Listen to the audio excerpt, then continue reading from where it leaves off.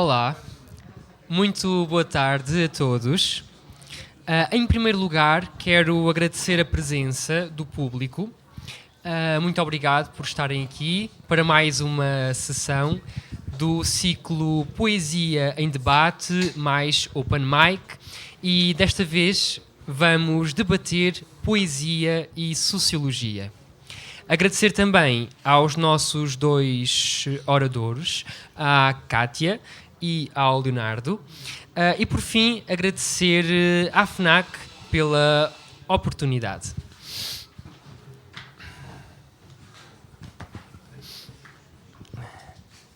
Então, esta sessão, como eu dizia, é a terceira sessão, o terceiro encontro do ciclo Poesia em Debate, mais Open Mic, e será sobre poesia e sociologia. Este é um ciclo temático de conversas onde a poesia é o centro da discussão. Todos os meses pretendemos ampliar as conexões entre o discurso poético, os maiores desafios do mundo contemporâneo e as grandes questões da humanidade. Desta forma, esperamos mostrar como a poesia pode estar em todo o lugar, ainda mais onde menos se espera. Passo de seguida à apresentação dos nossos oradores. Então, do meu lado direito temos a Kátia Cardoso. A Kátia Cardoso nasceu em 1997, é jornalista e autora da obra literária em prosa e poesia. Distinguida em 2025 com o prémio Arritmar, Galiza e Portugal de melhor poesia em Portugal, por um poema do seu mais recente livro Matar os Dinossauros. O seu conto Tripartição recebeu uma menção honrosa no Prémio Literário Manuel Alegre em 2024. Licenciada em Comunicação Social e mestre em Cinema, é atualmente doutoranda em Sociologia na Universidade de Coimbra, onde desenvolve investigação sobre democracia cultural e políticas culturais. Profissionalmente, já passou pelos setores da imprensa, da rádio e do cinema. Participa regularmente em iniciativas de debate e promoção cultural, incluindo projetos associativos e participativos. O meu outro convidado é Leonardo Camargo Ferreira. Tem 26 anos, nasceu no concelho de Vila Nova de Gaia, distrito do Porto, onde está até aos dias de hoje e sempre residiu. É licenciado em Sociologia pela Faculdade de Letras da Universidade do Porto desde 2020 e mestre em Ciências da Educação pela Faculdade de Psicologia e de Ciências da Educação da Universidade do Porto desde 2022, com a dissertação Porque eu sou do tamanho do que vejo e não do tamanho da minha altura, as escolhas dos cursos de ensino superior e as expectativas estudantis de bem-estar. Ainda em 2020 foi agraciado com o Prémio de Distinção Escolar Dulce Magalhães por ter obtido a licenciatura em Sociologia com a melhor classificação final na sua instituição de ensino, no ano letivo de 2019-2020. É poeta, com 4 obras de poesia publicadas, que passo a citar. Abundância Sentimental, de 2017, com a editora Mosaico de Palavras, Mutações, 2023, e Cidades Híbridas, 2024, com a Poesia Fã Clube, e Intermitências de um Jovem Poeta, 2024, com a Artology. Possui também um pequeno livro infantil intitulado O Colecionador de Sorrisos Mágicos, de 2024, também publicado pela editora Artology. Apresentados os nossos convidados, passamos agora ao debate. E a primeira questão que vou colocar a ambos é a seguinte: o que é poesia? O que é sociologia? Como se relacionam? Ou seja, como é que é possível conciliar uma forma de expressão tão individual como a poesia com uma área científica que estuda o coletivo e as estruturas sociais, como é o caso da sociologia? Portanto, vamos começar por ti, Kátia. Boa tarde a todas as pessoas presentes, muito obrigada também pelo convite ao Luís para estar aqui a participar neste debate. Confesso, e estava a comentar isso com o Leonardo no início, que eu nunca tinha propriamente refletido muito sobre a relação entre a poesia e a sociologia.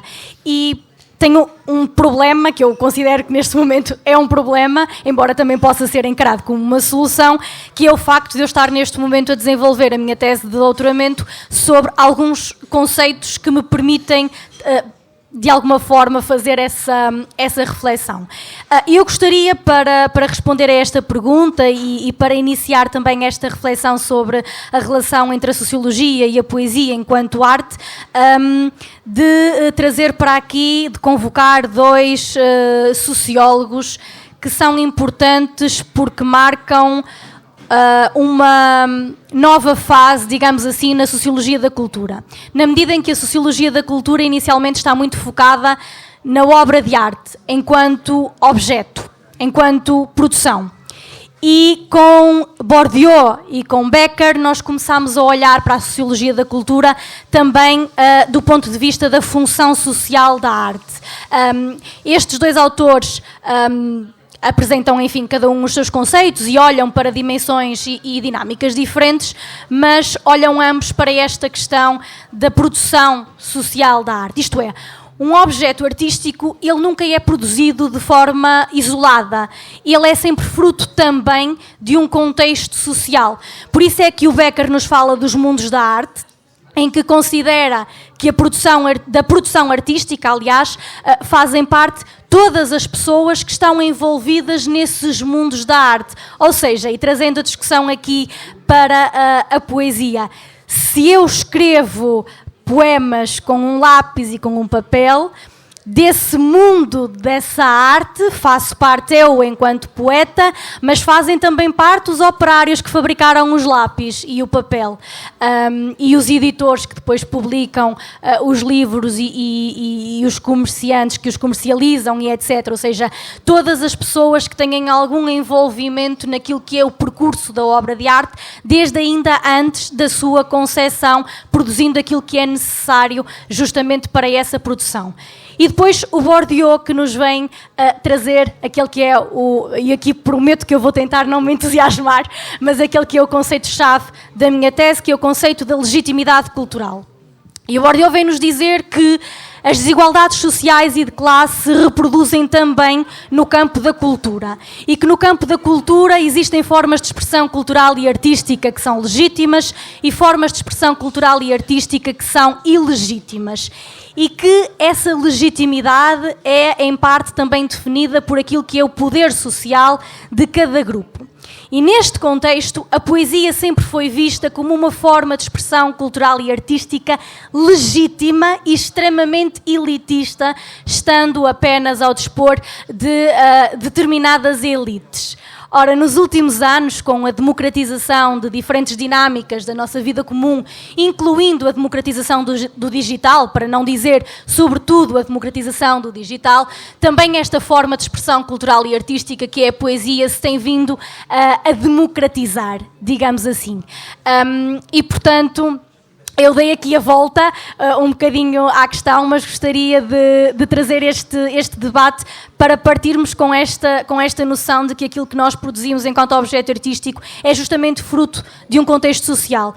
E eu, enquanto poeta, aquilo que escrevo, aquilo sobre que reflito, é também fruto das minhas próprias experiências, sejam as experiências vividas, sejam as experiências observadas. Portanto, aquilo que eu diria para concluir é que o contexto influencia a poesia.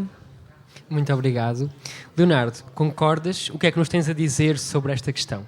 Então, muito boa tarde a todos. Para começar a agradecer à FNAC pela oportunidade de estarmos aqui e a ti, Luís, em particular, por nos dares esta oportunidade também de falarmos um pouco sobre dois temas que nós gostamos tanto, a poesia e a sociologia, e como é que elas se relacionam no fundo, e que função é que elas podem ter. Começar também por agradecer aqui ao público que está presente e que eu penso que, no fundo, são pessoas de alguma forma interessadas em conhecer um bocadinho esta relação, e também é por aí que vamos começar. A Kátia, para quem disse que tem dificuldade em definir a sociologia, fez uma definição muito, muito completa, pegando aqui num tema que também é bastante interessante e que tem tido bastante investigação, que é a área da sociologia da cultura.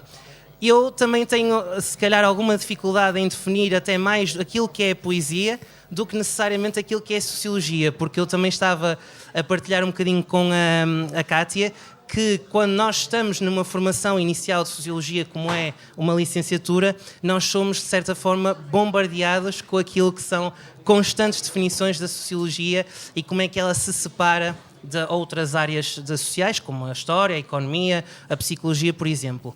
Mas, pegando aqui um bocadinho naquilo que é a poesia em primeiro lugar e depois a sociologia, eu diria que a poesia tem uma vantagem, que é fazer, digamos, uma ligação entre aquilo que é um lado mais de prosa, de narrativa, de um texto mais escrito, com a parte da performatividade, que nós encontramos, por exemplo, na música.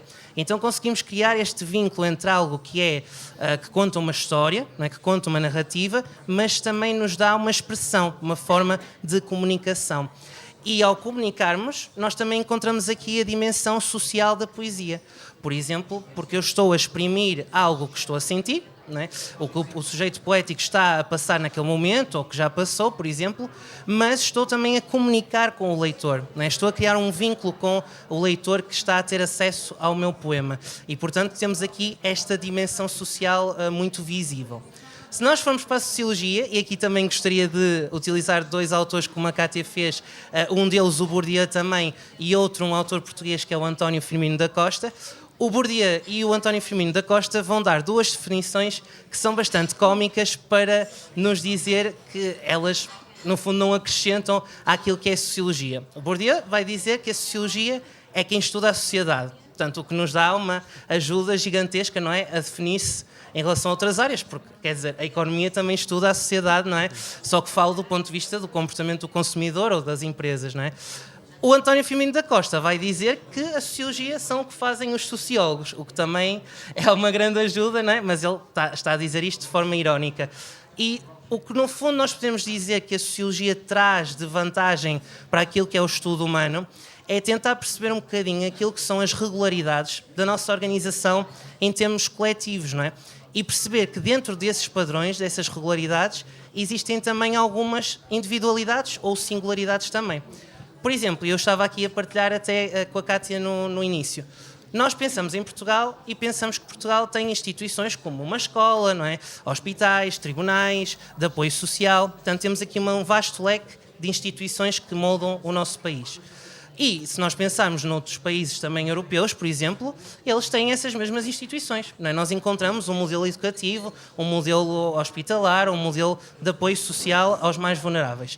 Só que não os encontramos da mesma forma. E é por isso que muitas vezes comparamos, digamos, as dificuldades e os obstáculos do modelo educativo em Portugal com outros que se calhar são referências a nível internacional, como sendo a Finlândia, queria falar de nomes de países, a Finlândia, a Suécia, não é? Portanto, todos os países que são essas referências a nível nórdico. E eu acho que é aqui que a sociologia pode dar esses frutos, em tentar perceber como é que isto foi uma transformação histórica, não é, ao longo do tempo, mas ao mesmo tempo como é que nós encontramos algumas particularidades e isso é interessante e relevante para discutirmos até o futuro da relação humana, não é, da comunicação. Portanto, era um bocadinho por aí que eu faço esta ligação e penso que a poesia também vai sempre atrás destes temas porque, de alguma forma, também dá sempre voz a quem precisa de maior representação na sociedade. Muito obrigado, Leonardo. Então, passamos agora à próxima questão, e que é a seguinte. Ambos têm obra poética publicada. De que forma a vossa poesia reflete uma preocupação sociológica com o mundo que vos rodeia? Queres começar, Kátia? Sim, posso começar. Bem, eu, como foi dito na minha apresentação, a minha formação base não é sociologia e isso significa que eu primeiro escrevi poesia e só depois é que comecei a estudar sociologia. mas eu também não entro num doutoramento em Sociologia por acaso. Isso aconteceu, entre outros aspectos, porque eu senti que, de facto, aquele era o caminho que mais adequado me parecia para estudar políticas culturais.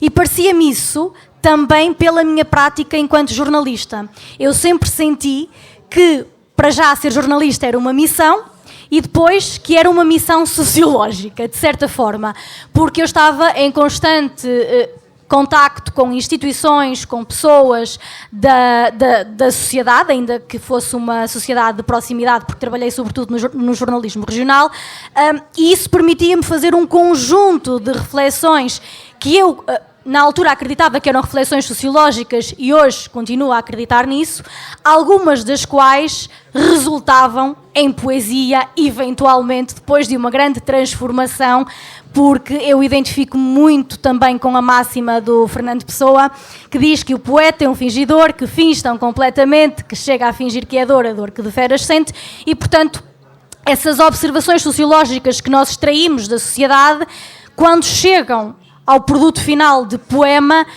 já sofreram uma transformação considerável, mas esse também é um processo interessante. E, portanto, eu diria que foi um bocadinho por aí que também surgiu a minha preocupação sociológica, ou seja, ela é anterior ao estudo enquanto à minha entrada no doutoramento em Sociologia, no fundo, bastante anterior. Depois, do ponto de vista específico dos poemas, este livro que é o mais recente, Matar os Dinossauros, eu não diria que é aquele que tem mais reflexões sociológicas, ainda que quem lê encontre muitas, mas eu comecei a escrever poesia aos 12 anos e, olhando para trás e até conseguindo ler algumas coisas que escrevia nessa altura, eu encontro ali muita preocupação sociológica, muitas questões sociais elencadas, muito para além daquilo que é quase que a tradição quando se começa a escrever poesia, que é escrever poemas sobre o amor e a amizade e a felicidade. Muito obrigado. E tu, Leonardo?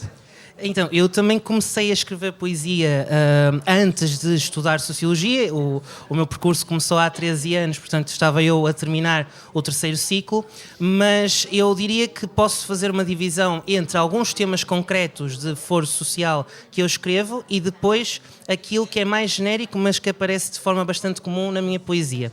Se nós quisermos ir aos temas mais concretos, os dois temas que eu talvez aborde mais são as desigualdades económicas, o que é um clássico para a Sociologia, não é? Ela também origina-se a partir daí, e a questão da educação, talvez um pouco por defeito daquilo que é o meu mestrado, que é em Ciências da Educação. Eu diria que esses dois temas estão muito presentes na minha poesia. Depois também tenho alguns poemas em que falo da relação da natureza com o ser humano e da questão do desperdício, não é? Das dificuldades, das alterações climáticas também, e em alguns a questão do feminismo, ou seja, o papel da mulher, o lugar de igualdade, não é? Dos direitos entre homens e mulheres também. Se eu quiser ir para algo mais alargado, eu penso que talvez 85%, 90% dos meus poemas, se não mais, são de alguma forma retratar um eu que é fragmentado e que é bastante polarizado face à atualidade moderna. Portanto, face aos tempos atuais que nós encontramos velocidade, encontramos também muitas contradições e as nossas identidades vão sendo moldadas por essas contradições também, não é? E, portanto, aquilo que descobrimos que se calhar é correto, no dia a seguir vamos descobrir que é algo que não é uma boa prática e nós vamos moldando a esses valores sociais também, não é? Falando um bocadinho daquilo que são, porque a Gata também deu o exemplo e fez-me recordar de dois dos meus livros que possam ter este teor sociológico mais marcante. No caso do livro Mutações, que foi o segundo que eu publiquei em 2023, o livro é todo composto por poemas produzidos e escritos, não é, publicados entre 2020 e 2022, e se nós nos recordarmos o que estava a acontecer nesse ano, foi à altura da pandemia, não é? Portanto, desde o início até ao cair das últimas regras, não é? Na altura de restrição do nosso movimento, da nossa comunicação. Portanto, esses poemas foram todos escritos com um título que era Mutações, e a palavra mutações foi um jogo de palavras, que nós, sociólogos, também gostamos muito disso, não é? Fazer esses jogos de palavras, entre, digamos, dois significados. O significado de mutações relativo ao vírus e mutações sociais e pessoais que eu estava a sentir e que estava a observar na sociedade. Portanto, temos aí esse tal jogo de palavras que nós encontramos. Depois, num livro mais recente, em 2024, que é o Intermitências de um Jovem Poeta, eu quis regressar um bocadinho a mim na condição de jovem, não é? Ainda. Apesar de já ter alguns livros publicados, pensar-me ainda como jovem e reconstruir, digamos assim, o conceito de juventude. Não é? Como é que nós podemos olhar para a juventude, e nós temos visto isso ao longo do tempo, não é? A juventude, se nós pensarmos naquilo que era até há uns poucos séculos, nós não tínhamos esta ideia da infância, dos direitos da criança, não é? Não tínhamos um conceito de juventude que permitisse entender melhor as particularidades dessa fase de vida. Nós hoje podemos considerar uma pessoa jovem quase na casa dos 40, não é? Se nós olharmos para no Estado Novo, a 40 já estava perto da esperança média de vida, não é? E, portanto, nunca na vida seria um jovem naquele contexto social. Hoje não. Hoje a esperança média de vida e a realidade que nós enfrentamos pode permitir que um jovem ainda tenha essa idade de 30 anos, quase 40 anos. Penso que isso acaba por mostrar como é que a poesia está preocupada com a sociedade, preocupada também em ter um olhar crítico, e diria que essa poesia está sempre relacionada de alguma forma com aquilo que acontece no coletivo, não é? Seja aquela poesia que eu falei sobre mim, seja quando nós estamos a analisar um poema qualquer, há sempre uma dimensão social. Então, mesmo para terminar, para também não me alongar muito, quando nós estamos a pensar, por exemplo, na tristeza do sujeito poético, porque perdeu a sua cara metade, não é? Por exemplo, a pessoa morreu ou foi uma relação durante anos que se quebrou. Essa tristeza é muito própria, é muito do sujeito poético, mas ela se calhar também diz alguma coisa sobre a estrutura social. Por exemplo, se estivermos a falar de um casal homossexual ou então de uma relação entre classes sociais muito distintas, nós também entendemos que essa tristeza não é só daquele sujeito, é retratável em muitos outros, não é? Digamos, associa-se àquilo que são as desigualdades naquele contexto. E, portanto, é aqui que nós conseguimos ver que há sempre uma preocupação sociológica, sendo que, ao sermos sociólogos ou cientistas sociais no geral, temos essa preocupação um bocadinho mais afinada, né? Mais ligada à nossa própria história de vida e aos nossos conhecimentos também.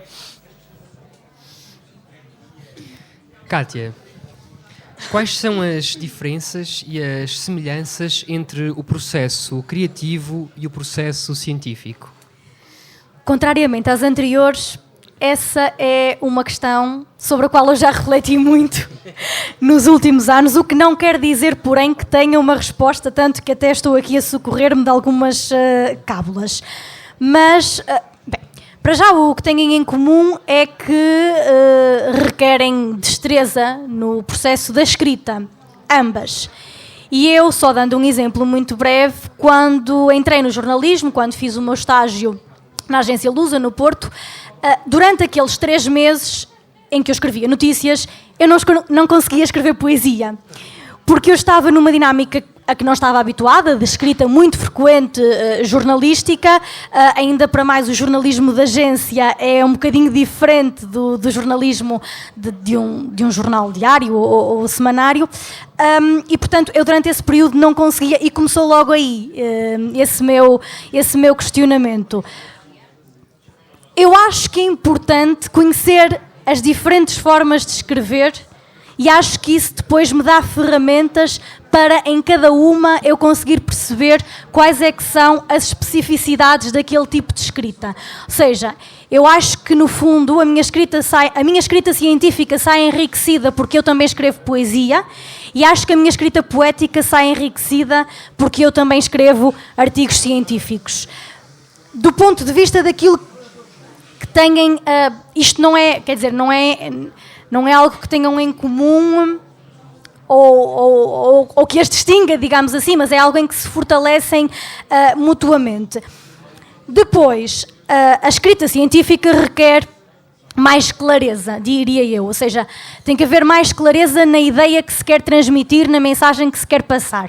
Na poesia eu entendo que até é o contrário, quanto mais ambiguidade existir, mais interessante pode ser o poema, quando brincamos com as palavras através de recursos estilísticos e temos ali um verso que pode querer dizer muita coisa, isso para mim é até muito mais interessante, porque depois do ponto de vista da recepção do poema, origina diferentes tipos de interpretações, e eu costumo dizer que sou sempre favorável favorável à liberdade interpretativa da poesia e, portanto, isso interessa-me também particularmente, criar ambiguidade na poesia, e isto, claro, é um processo que exige também aqui alguma criatividade.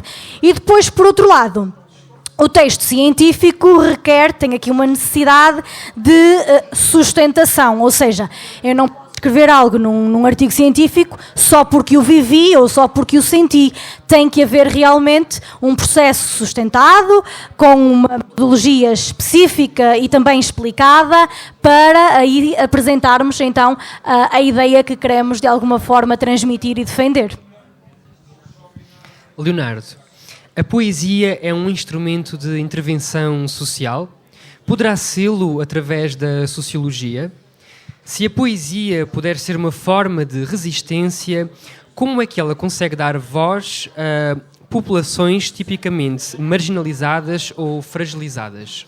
Ok, boa. Acho que é uma pergunta bastante interessante, porque, correndo o risco de me remeter, por um lado, há essa dimensão social sempre, mas convém se calhar explorarmos um bocadinho como é que ela pode acontecer.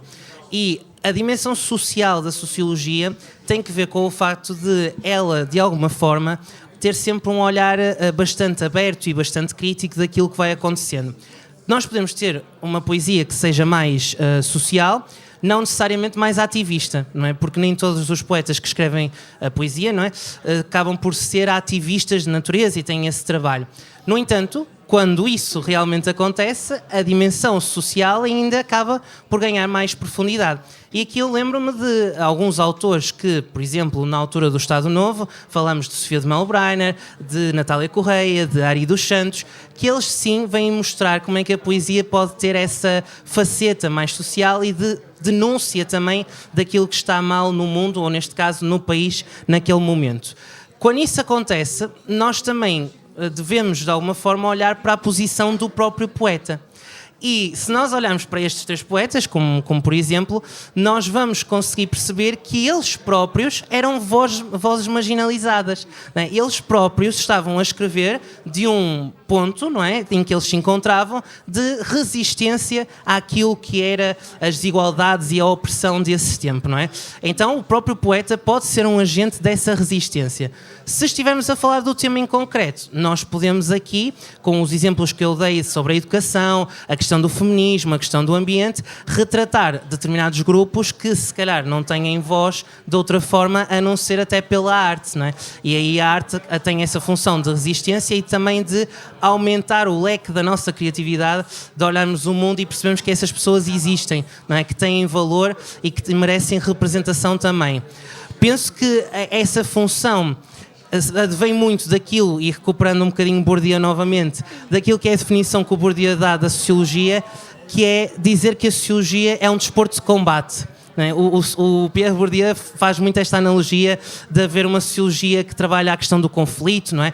Das diferentes posições na sociedade, e ele diz que a sociologia é uma forma de resistência e uma forma de combate. Combate para o quê? Não é? Ou resistir ao quê? No fundo é a tentativa de nós destaparmos determinados preconceitos ou determinados naturalismos que nós assumimos que sempre foram assim, não é? E que as tradições sempre aconteceram daquela forma e que nada pode ser mudado. O Bourdieu e todos os sociólogos, no fundo, dizem que não é? Que os sistemas foram sempre construídos, nós podemos desconstruí-los e trazer melhores resultados para a sociedade, não é? E isso também vai ao encontro de outra ideia, que é, por exemplo, combater esta explicação mais psicológica das coisas. Por exemplo, nós dizemos que o povo português é um povo triste por natureza. Isso não existe, não é? Para a sociologia. Não há esta coisa de nós nascermos em Portugal e sermos mais tristes do que outros povos no mundo, não é? O que é que há? Se calhar existe uma organização social e uma desigualdade vivida por muitos cidadãos que faz com que as pessoas se sintam mais tristes porque vão ao hospital e têm de esperar muito tempo numa urgência, ou sentem que a educação não dá resposta àquilo que são as suas expectativas, não é? Ou os seus sonhos, e portanto temos aí os tais focos de infelicidade das pessoas, não é? Portanto, como é que a poesia pode retratar isto? com criatividade, com a liberdade que a Kátia também falou, ou seja, esta ideia de os versos não dizerem algo específico, mas sim serem muito livres, e penso que a própria liberdade da poesia em específico é a melhor forma de resistência, porque ela, enquanto existir e enquanto for apropriada pelas classes mais desfavorecidas, vai ter sempre aqui uma voz e vai encontrar sempre um espaço onde possa ser ela mesma, não é? E conseguir vingar também. Muito bem. Kátia, qual é a relevância de abordar poesia em contexto escolar? A relevância de abordar a poesia no contexto escolar parece-me que é a mesma de abordar a história, as ciências naturais, a geografia, em contexto escolar, que é, no limite, combater a ignorância. Agora, sobre a forma como a poesia... Perdão. Desculpem. Sobre a forma como a poesia é abordada em contexto escolar, isso já é outra questão. Que acho que é a questão a que querias que eu respondesse.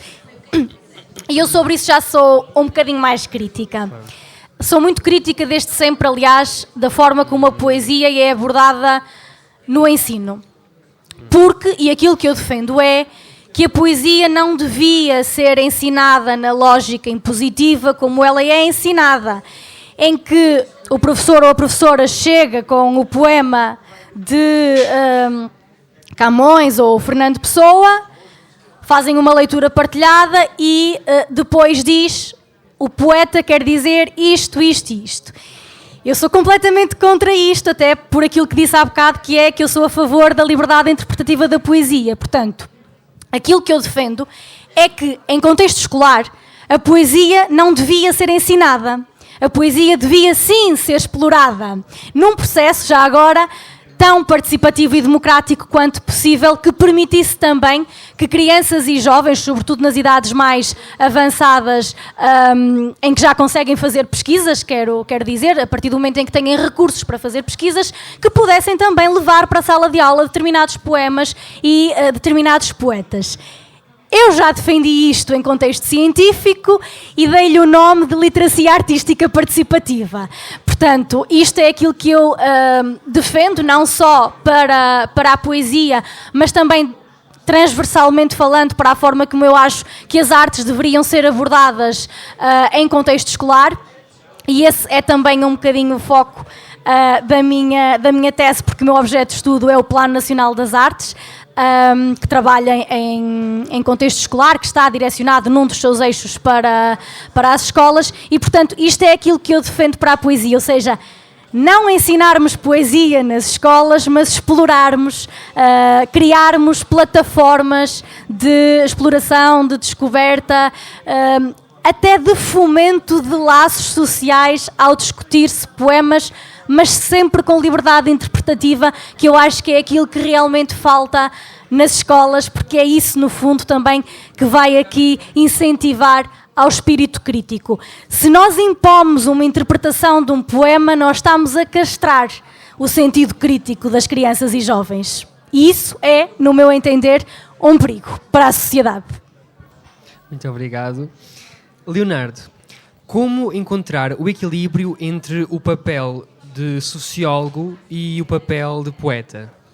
É algo bastante complexo, apesar de ser também muito pertinente, não é? Encontrar este equilíbrio e também o desequilíbrio, porque ele vai existir esta dificuldade às vezes de o sociólogo conversar com o poeta. Não sei se a Kátia sentirá isto, eu por vezes quando estou a escrever poesia vem um espírito sociólogo a querer restringir aquilo que eu estou a falar na poesia, e isto porque as dificuldades que alguns grupos sociais vivem, nós podemos ter um poeta que escreva exatamente o contrário, que, por exemplo, esteja a elogiar uma elite, não é, de um país ou de um território qualquer. E depois vem lá o sociólogo, por cima, uma pessoa das artes, não é? Então eu venho aqui escrever poesia estou a elogiar, ainda por cima, uma pessoa das artes, não é? Sendo a cultura tão marginalizada em muitos estados autoritários, vai estar agora a elogiar uma elite? Sim, o poeta pode fazê-lo, não é? E ele tem essa liberdade e, se quiser, pode trazer essa complexidade à poesia. Quando é que eu acho que o papel do sociólogo acaba por no fundo, equilibrar-se melhor com a poesia. É quando a poesia assume precisamente essa dimensão social e vai tentar aqui também mostrar que é possível nós investigarmos um bocadinho a forma de viver dos outros e trazer explicações dessa organização, não é?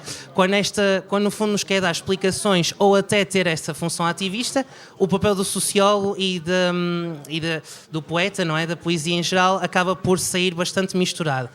Também há um momento, na minha opinião, em que existe algum afastamento, e a Kátia falou disto numa das questões anteriores, que é a ideia de que, sendo a sociologia uma ciência, eu não vou relatar apenas aquilo que eu vivi, não é? Eu não vou só colocar a minha observação empírica naquilo que é o resultado sociológico de uma investigação, não é?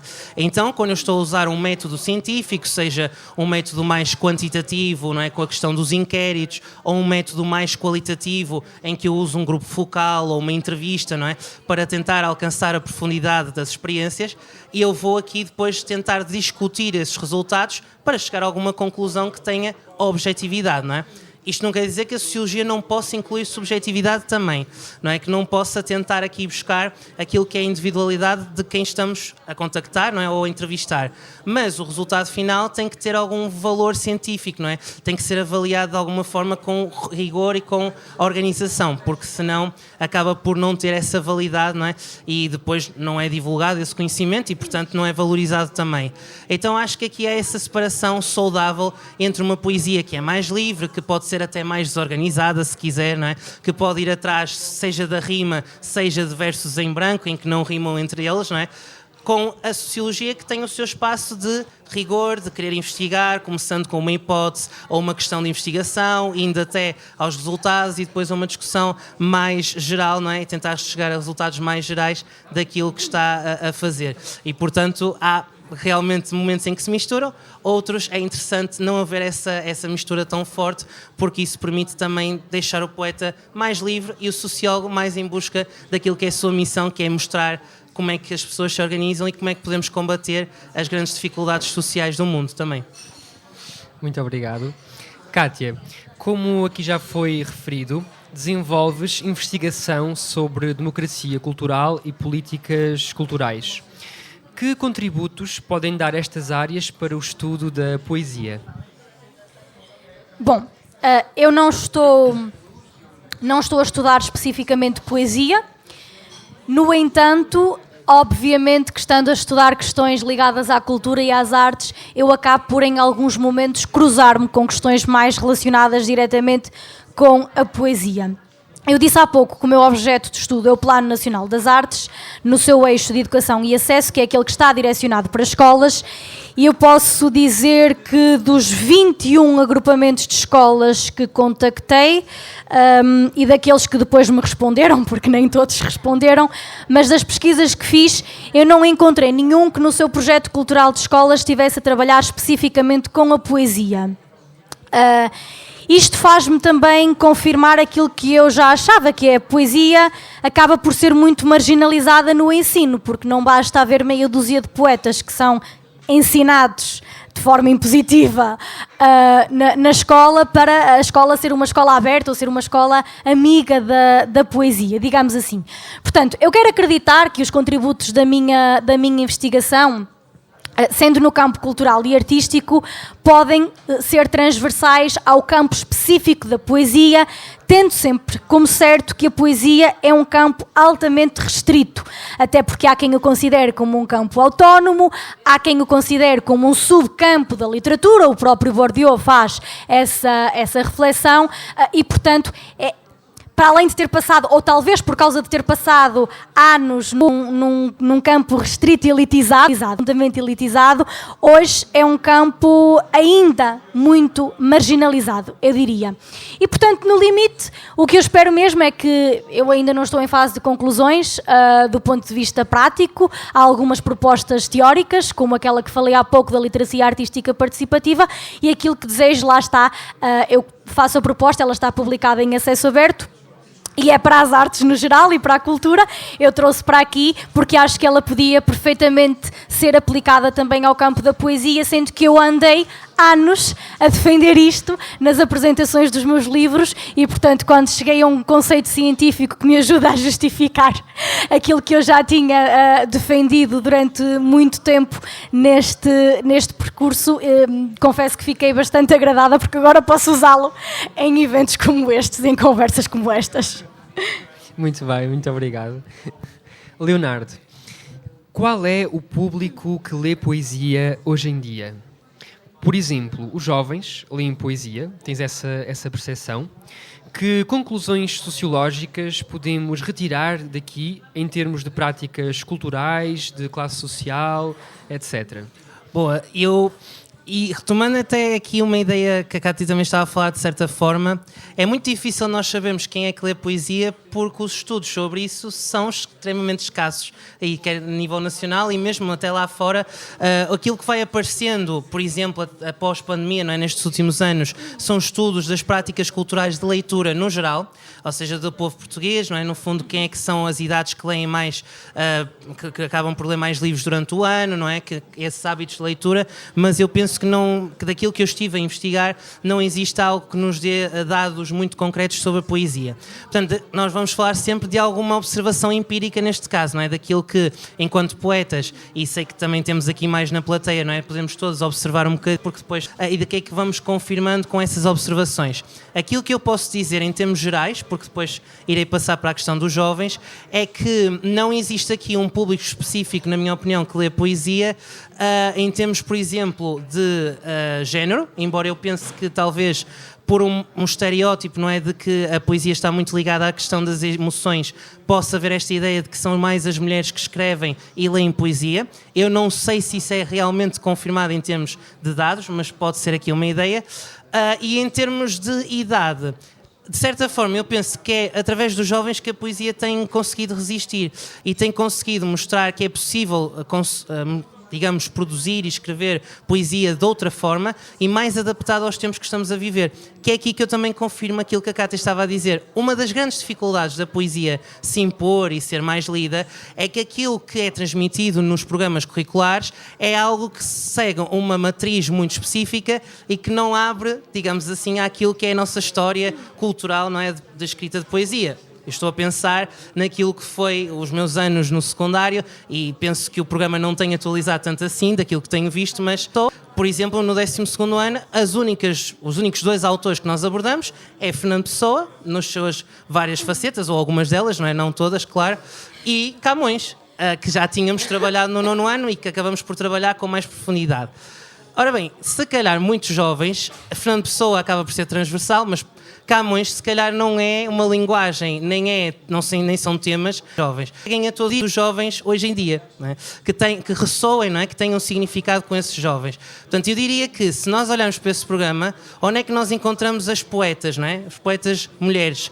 Onde é que nós encontramos diferentes vertentes do português, que não seja só o nosso português de Portugal, não é? Claro que temos de o valorizar, mas onde é que estão muitas vezes os outros países representam a inteligência artificial e questões que são os temas da atualidade. Onde é que nós encontramos poesia sobre inteligência artificial, sobre questões climáticas, sobre, lá está, feminismo, sobre uma própria crítica ao sistema escolar, não é? Onde é que nós encontramos essa poesia? Bem, no programa curricular não parece estar muito, não é? E é aqui que eu digo, não desvalorizar os clássicos, eles merecem ser estudados, mas não só eles, não é? Não olharmos só para eles e dizermos, ok, isto é poesia de Portugal, o resto é secundário, não é? E é assim que nós conseguimos mostrar que se estudarmos aquilo que os jovens também produzem e têm interesse, também vamos conseguir alargar esse interesse pela própria poesia, não é? Depois, eu também fazia aqui um paralelismo, de certa forma, entre a política e a poesia, não entrando aqui em nada particular. Há um certo estereótipo de que os jovens não gostam, não se aproximam de política, da mesma forma que acontece na poesia. E isto não é confirmado de todo, na verdade é rejeitado por várias investigações com política, seja na educação, na sociologia, noutras áreas, em que os jovens preocupam-se com política não é nos moldes tradicionais, não é necessariamente nas arruadas ou nos comícios dos partidos. Não é? É sobretudo, por exemplo, nas redes sociais, assinando e partilhando petições, fazendo vídeos sobre temas que lhes interessam ou, por exemplo, organizando manifestações, marchas, não é? Naquilo que sentem que têm interesse para a sua área. Portanto, isto acontece muito na política. Na poesia é a mesma coisa também.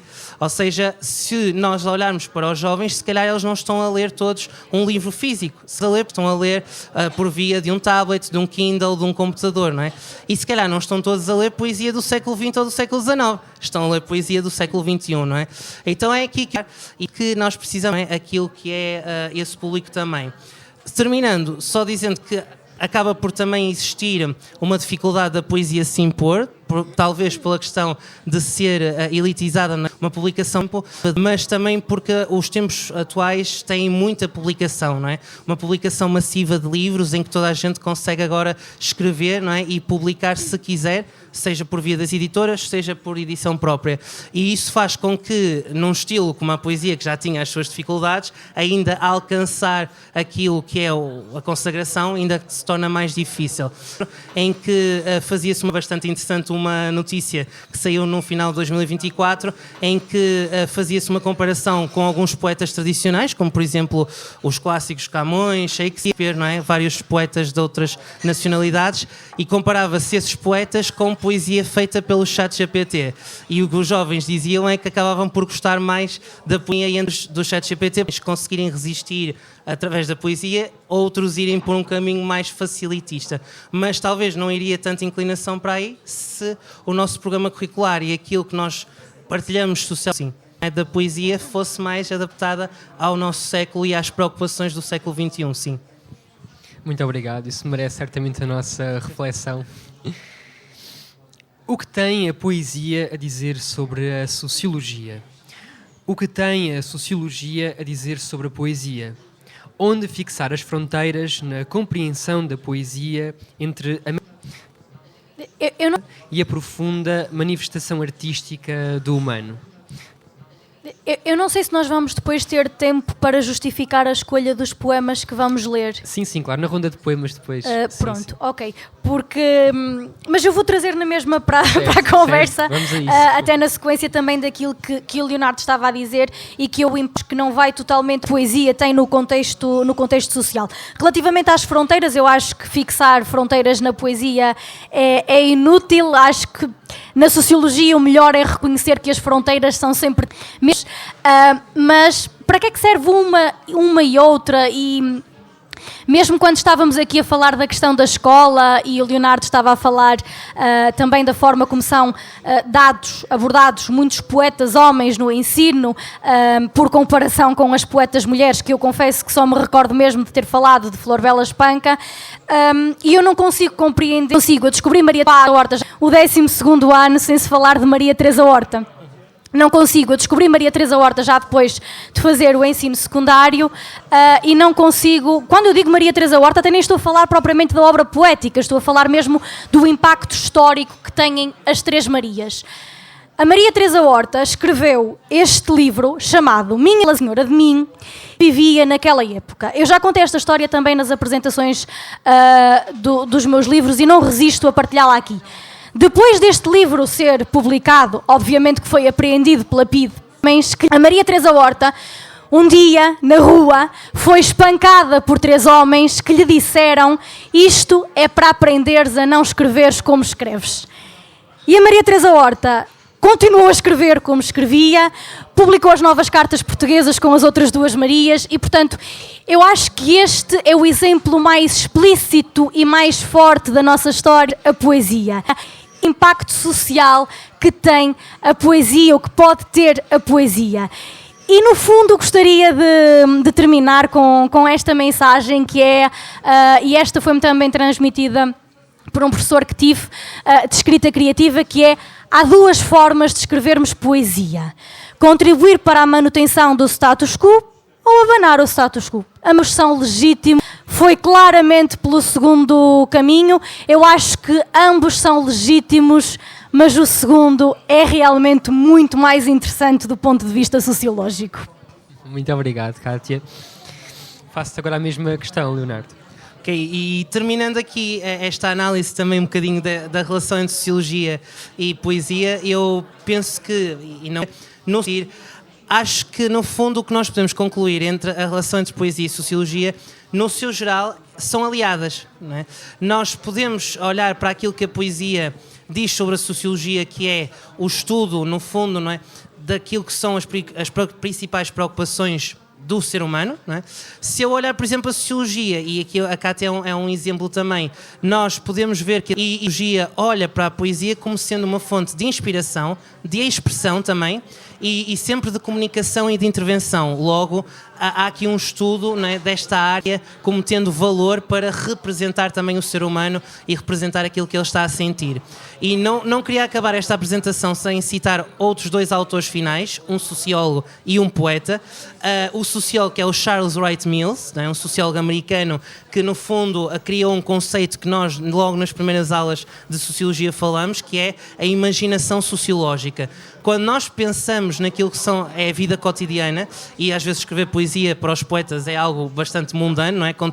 Cotidiano também, nós olhamos para esses processos, esses comportamentos, com maior abertura, não é? Se tivermos a imaginação sociológica.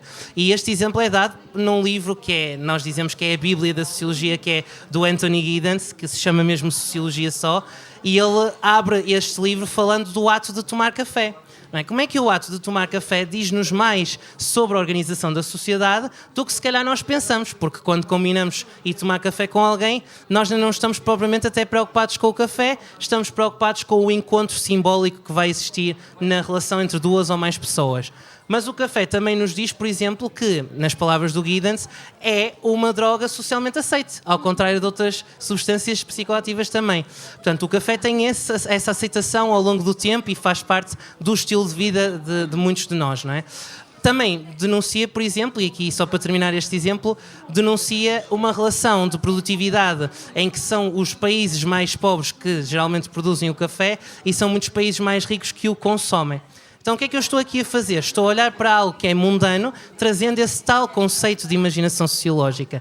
E acho que nós conseguimos trazer isso para a poesia também vai ganhar, porque ela vai, no fundo, pegar naquilo que é o cotidiano e olhar e entender que existem vários lados para o mesmo acontecimento. Terminar com um poeta, que é o Gabriel Celária. Eu encontrei uma expressão deste poeta num evento do Pedro Lamares, não sei se pessoas aqui conhecerão, que é o ator, o dizedor de poemas, como ele gosta de se apelidar, e ele diz que o Gabriel Celária, não é? Que eu encontrei essa frase através do Pedro Lamares, e ele vai referir que a poesia é uma arma carregada de futuro. E vemos aqui um bocadinho esta ligação com uma linguagem mais bélica, mas é uma linguagem também esperançosa. E se há algo que a poesia e a sociologia podem ter um aspecto principal, é dizer algo sobre o nosso futuro e, nomeadamente, aquilo que queremos que ele seja e aquilo que ainda vamos a tempo de mudar, porque vamos contrariar estes fatalismos de que as coisas estão mal, não é? Houve coisas que pioraram, outras melhoraram, e se calhar através de uma palavra de sociologia ou de uma arte com tanta história como a poesia, nós conseguimos ter aqui uma palavra de construir um futuro melhor e um futuro mais digno para todos nós também. Muito obrigado. Vamos passar então agora à leitura de poemas na nossa ronda de poesia. E portanto eu pedia-te para seres tu a começar, Leonardo, com o primeiro poema. Sim, e depois claro, vamos rodando assim os três. Então, eu trouxe aqui 3 poemas que são da minha autoria e 3 poemas que são de outros poetas até bastante conhecidos, e vou aqui alternando conforme o que vamos lendo também. Certo, exatamente. Vamos lendo aqui alternando também, exato. O primeiro poema que eu trouxe chama-se A Era das Polarizações, está publicado no meu livro Intermitências de um Jovem Poeta e foca-se muito nesta ideia de haver uma sociedade cada vez mais extremada e polarizada, e quais é que são as perdas com isso, não é? São os circuitos de atração que o algoritmo encerra em refrão constante e tribal. Se a grande e leal fonte da verdade se entrega a toda a irmandade, estaremos entre vínculos da emoção que se propiciam perante um chão comum e cego. Por isso é que andam todos a medo, Por isso é que se entregam ao ledo do encanto das visões sem razão, sacrais e únicas na sua opção, é pequena e cheia de ubris. Obrigado. O primeiro poema que eu trago é de uma cantora, rapper, letrista, que é a Capicua, e portanto os poemas que eu trago para esta ronda são poemas que foram importantes na construção do meu percurso poético na minha adolescência. Este poema, música, chama-se Medo do Medo.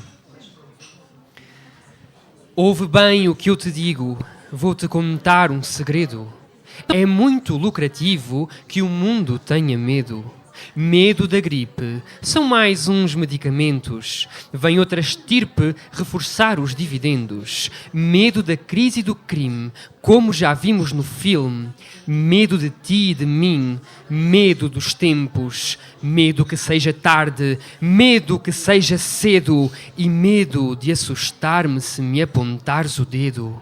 Medo de cães e de insetos, medo da multidão, medo do chão e do teto, medo da solidão, medo de andar de carro, medo do avião, medo de ficar gordo, velho e sem um tostão, medo do olho da rua e do olhar do patrão, e medo de morrer mais cedo do que a prestação, medo de não ser homem e de não ser jovem, medo dos que morrem e medo do não, medo de Deus e medo da polícia, medo de não ir desconhecido e medo da justiça, povo e de escorpo, do novo e do desconhecido, medo do caos e do povo e de ficar perdido, sozinho, sem guito e bem longe de ninho, medo do vinho, do grito e do medo do vizinho, medo do fumo, do fogo, da água, do mar, medo do fundo, do poço, do louco e do ar, medo do medo, medo do medicamento, medo do raio, do trovão e do tormento,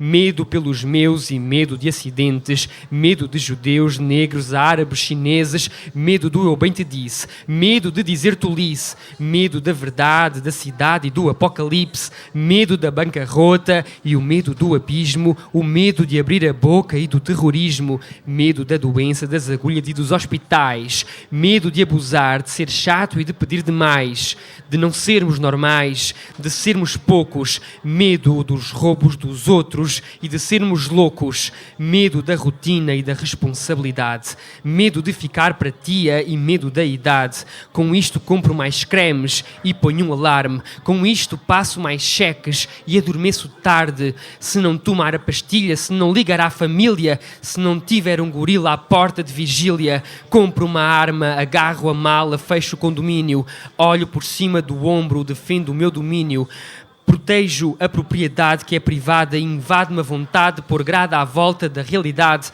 do país e da cidade, do meu corpo e identidade, da casa e da sociedade, família e cara metade. Eu tenho tanto medo, nós temos tanto medo, eu tenho tanto medo. O medo paga a farmácia, aceita a vigilância, o medo paga a máfia pela segurança, o medo teme de tudo, por isso paga o seguro, por isso constrói o muro e mantém a distância. Eles têm medo de que não tenhamos medo. Socióloga também. Socióloga, Sim, é doutorada em Capicua, Sociologia. Exatamente. Sim. Eu vou ler então primeiro um poema deste livro da Maria Teresa Horta, que é também uma das minhas poetas preferidas, como referi há pouco, não só pela sua poesia, mas sobretudo pelo impacto social da sua poesia. Poderia ler qualquer poema deste livro, vou ler os outros. Despimo-nos dos outros secamente e devagar ficamos enlaçados. Enquanto a noite voa no seu vento, procuramos a paz fora do tempo e a ternura a meio da madrugada. Quem foi que nos deixou uma certeza? Quem foi que nos disse encantamento? Quem foi que nos leu a nossa vida? Quem foi que acendeu o pensamento? Que viagem difícil de regresso, que objeto difícil de repor, que adiado veneno não tomado, que estranha tempestade sem fragor. Despidos, meu amor, dos outros tarde, mas sedentos de esperança, sempre cedo, acusados, suspeitos, devassados, a fazermos amor do nosso medo. Não foi combinado sobre o medo. Bem, temos sempre essa dimensão, não é? A questão do medo e o olhar sociológico sobre ele. O poema que eu trago agora é de um poeta brasileiro, Carlos Drummond de Andrade. É um poema que se chama apenas Sociedade e que eu penso que vocês vão perceber o teor cómico que ele traz aqui, mas sempre também mordaz. O homem disse para o amigo: breve irei à tua casa e levarei minha mulher. O amigo enfeitou a casa e quando o homem chegou com a mulher, soltou uma dúzia de foguetes. O homem comeu e muito bebeu. A mulher bebeu e cantou. Os dois dançaram. O amigo estava muito satisfeito. Quando foi hora de sair, o amigo disse para o homem: breve irei à tua casa. E apertou a mão dos dois. No caminho, o homem resmunga: ora essa, era o que faltava. E a mulher ajunta: que idiota. A casa é um ninho de pulgas. Reparaste o bife queimado? E o piano ruim e a comida pouca? E todas as quintas-feiras eles voltam à casa do amigo que ainda não pôde retribuir a visita.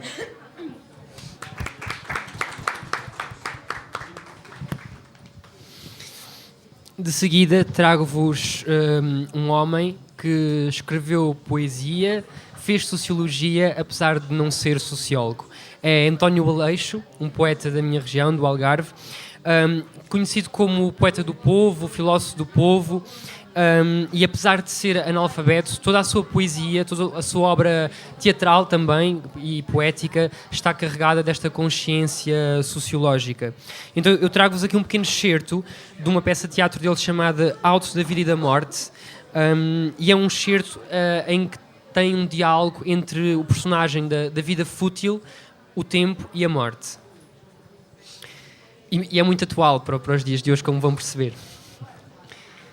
Vida fútil, provocadora. O que dirias se eu risse dessa conversa vazia? Responde a morte. Já esperava essa tolice da tua sabedoria. Olha, ri, mas ri de gosto, sem vergonha e sem decoro. Mas olha que o lado oposto da gargalhada é o choro. Vida fútil. Pelo que tens afirmado, não me achas inteligente, nada do que faço é puro. Morte. Mostro-te o caminho errado, porque só vês o presente e as histórias do passado, não preparando o futuro. Vida fútil, vendo entrar o tempo que caminha lentamente, não parando em cena. Oh, morte, quem é aquele? Morte. O tempo. Vida fútil, admirada. O tempo? Essa é boa. Vou perguntar a que vem. Diz a morte.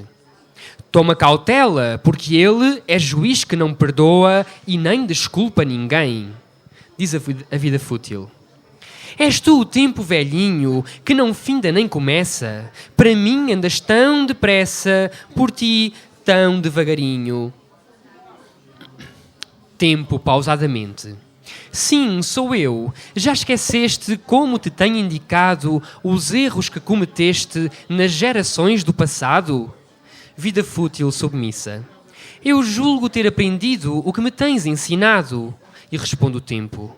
E tão pouco aproveitaste do caminho percorrido que até já tens repetido os erros que praticaste.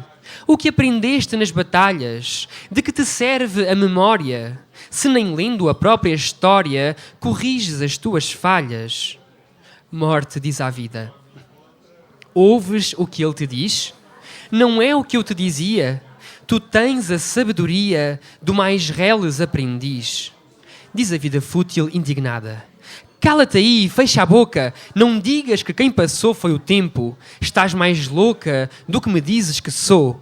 Tempo voltando-se para a vida. Sim, sou o tempo. No espaço consigo a tua evolução. Sou eu que faço e desfaço para tornar a conseguir. O meu fim é atingir neste mundo a perfeição. Saibas que neste processo de fazer e desmanchar, consigo, com paciência, encontrar o teu progresso, onde vou também buscar razão para a tua existência. Responde a vida fútil. Então, nada adiantei? Foi tudo tempo perdido? Nações que civilizei, nas guerras que tenho tido, se não tenho progredido, então para que trabalhei? Responde o tempo. Só o que a terra te empresta te resta depois da guerra, para que preenchas a terra com o que dela em ti resta. Responde a morte ao tempo. Não bastará esse aviso para ser mais pura, ser mais sã, porque ela tanto ama o riso que nem sequer tem juízo para pensar no amanhã. Diz o tempo à vida.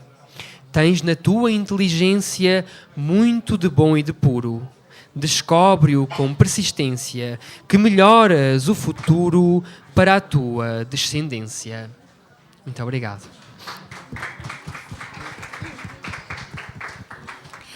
Eu vou fazer diferente do Leonardo e então vou intercalar os poemas de outras autorias com os meus. E agora vou ler um poema do meu livro, Matar os Dinossauros, que não tem título, aliás. Na maior parte dos poemas não têm título e é relativamente curto. Nunca tive aptidão para encher chouriços, apesar de ter crescido em festas de matança, apesar de falar muito, bastante, assaz, imenso, apesar de lidar com tripas quando as faço coração.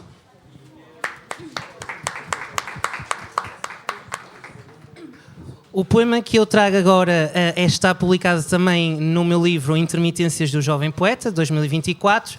Neste caso é sobre a relação entre o ser humano e a natureza. Humanamente animal. Somos quem somos pela natureza. Animais de espíritos livres com todos os recursos da maior realeza. Maior do que qualquer jamais criada. Mas o mundo está agitado. A cada minuto um uivo é lançado ao céu, impremeditada aurora de constelações infinitas e iminentes. A voz bestial é a única audível, suplicando pela vida que quer ser vida. O ambiente chama. E quem somos nós nesta gama de devastações? Obrigado. Trago-vos agora outra letra de uma canção, também esta deve ser conhecida por vós, e chama-se Os Índios da Meia Praia, do José Afonso. A aldeia da Meia Praia, ali mesmo ao pé de Lagos, vou fazer-te uma cantiga da melhor que sei e faço. De Monte Gordo vieram, alguns por seu próprio pé. Um chegou de bicicleta, outro foi de marcha a ré. Quando os teus olhos tropeçam no voo de uma gaivota, em vez de peixe vi peças de ouro caindo na lota. Quem aqui vier morar, não traga mesa nem cama. Com 7 palmos de terra se constrói uma cabana. Tu trabalhas todo o ano, na lota deixam-te mudo, chupam-te até ao tutano, levam-te o couro cabeludo. Quem dera que a gente tenha de Agostinho a valentia para alimentar a senha de esganar a burguesia. Adeus, disse a Monte Gordo, nada o prende ao mal passado, mas nada o prende ao presente se só ele é o enganado. 8.000 horas contadas, laboraram a preceito, até que veio o primeiro documento autenticado. Eram mulheres e crianças, cada um com seu tijolo. Isto aqui era uma orquestra, quem diz o contrário é tolo. E se a má língua não cessa, eu daqui vivo não saia, pois nada apaga a nobreza dos índios da meia praia. Foi sempre a tua figura, tubarão de 1000 aparas. Deixas tudo à dependura quando na presa reparas. Das eleições acabadas, do resultado previsto, saiu que tendes visto muitas obras embargadas. Mas não por vontade própria, porque a luta continua, pois é dele a sua história e o povo saiu à rua. Moradores de alta finança fazem tudo andar para trás. Dizem que o mundo só anda tendo à frente um capataz. E toca de papelada no vai e vem dos ministérios. Mas hão de fugir aos berros, ainda a banda vai na estrada.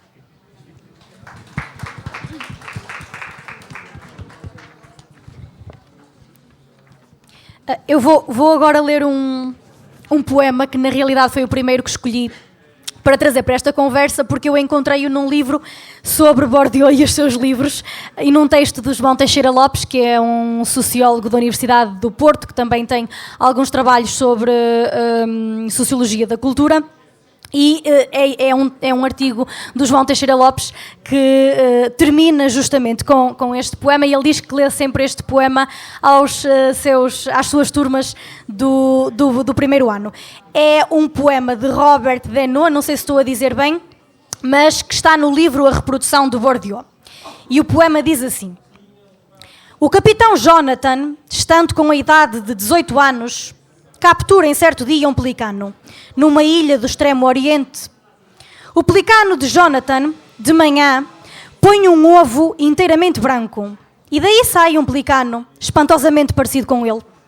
E esse segundo pelicano, por sua vez, põe um ovo inteiramente branco, de onde sai, inevitavelmente, um outro que faz o mesmo. Isto pode persistir por muito tempo, se antes não fizermos uma omelete.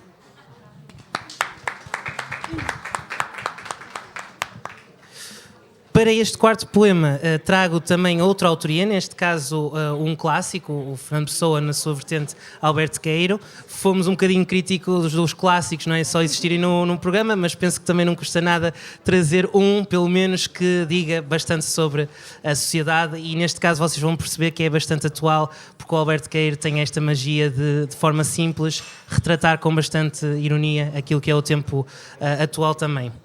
Este poema, então, de Alberto Queiro chama-se Ontem o pregador de verdades dele. Ontem o pregador de verdades dele falou outra vez comigo. Falou do sofrimento das classes que trabalham, não do das pessoas que sofrem, que é afinal quem sofre. Falou da injustiça de uns terem dinheiro e de outros terem fome, que não sei se é fome de comer ou se é fome de sobremesa alheia. Falou de tudo quanto pudesse fazê-lo zangar-se. Que feliz deve ser quem pode pensar na infelicidade dos outros. Que estúpido se não sabe que a infelicidade dos outros é deles. E não se cura de fora, porque sofrer não é ter falta de tinta ou o caixote não ter aros de ferro. Haver injustiça é como haver morte. Eu nunca daria um passo para alterar aquilo a que chamam a injustiça do mundo. 1000 passos que desse para isso eram só 1000 passos. Aceita a injustiça como aceita uma pedra não ser redonda e um sobreiro não ter nascido pinheiro ou carvalho. Cortei a laranja em duas e as duas partes não podiam ficar iguais.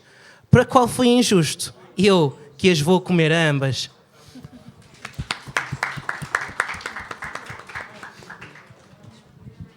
O próximo poema chama-se O Operário em Construção, é de Vinícius de Moraes, que também foi muito importante para a minha formação poética na adolescência, então eu vou lê-lo para vocês.